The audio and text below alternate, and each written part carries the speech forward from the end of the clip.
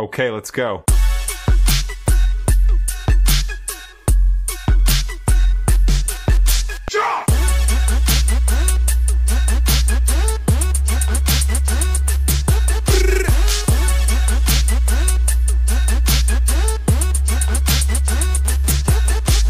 Hello, and welcome back to the 1991 Review Channel.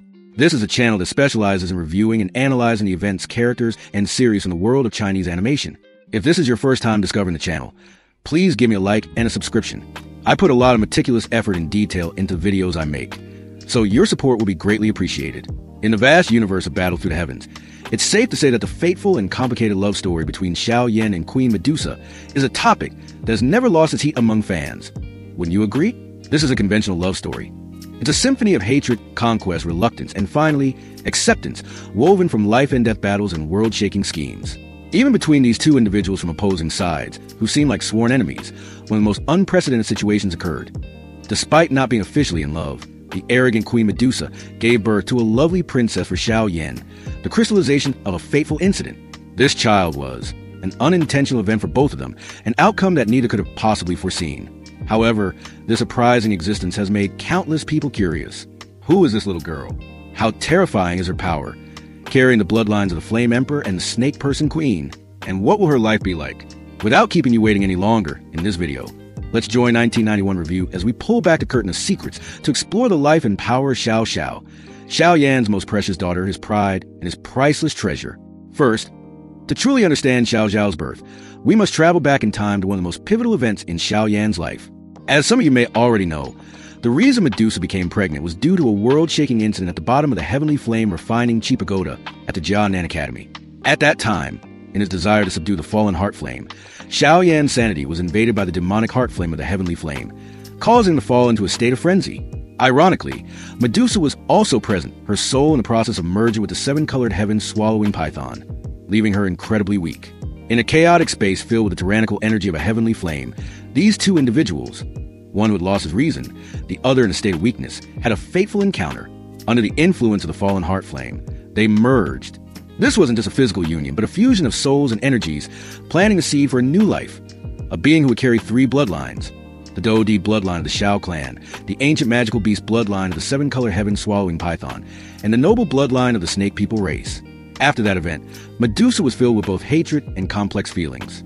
She wanted to kill Xiao to wash away the humiliation, yet the heaven-swallowing python soul within her body felt a strange bond with him. Eventually, she discovered the existence of a new life within her.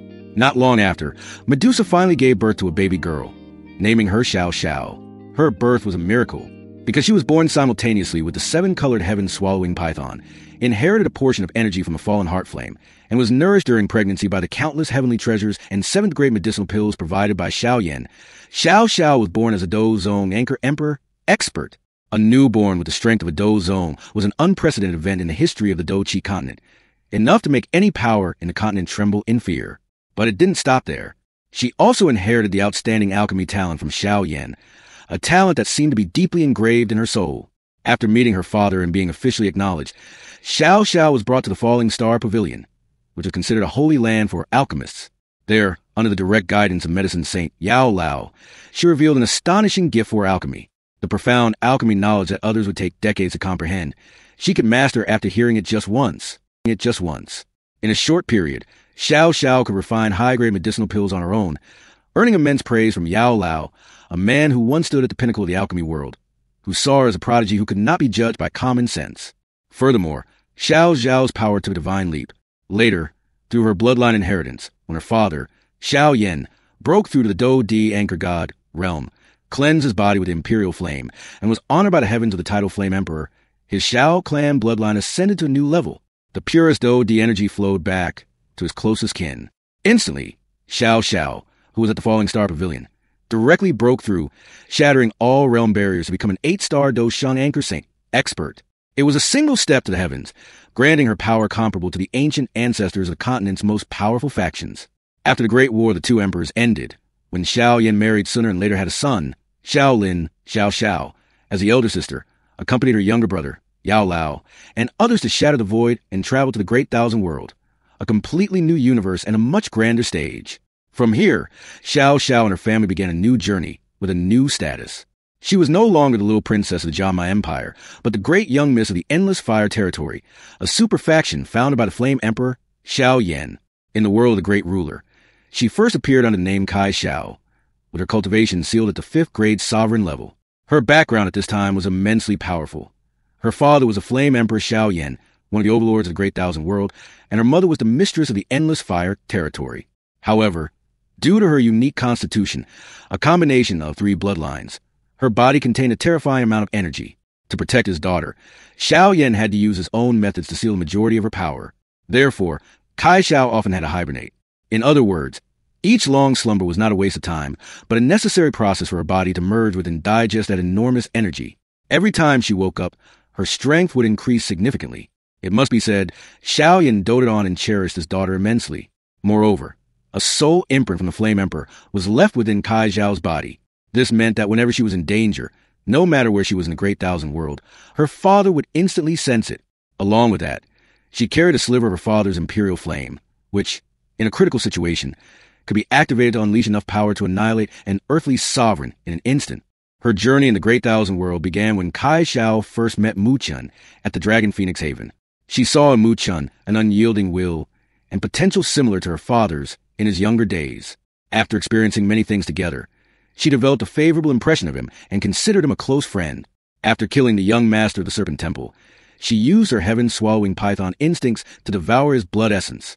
However, this attracted the attention of a lower earthly sovereign, the 10,000 poison serpent sovereign.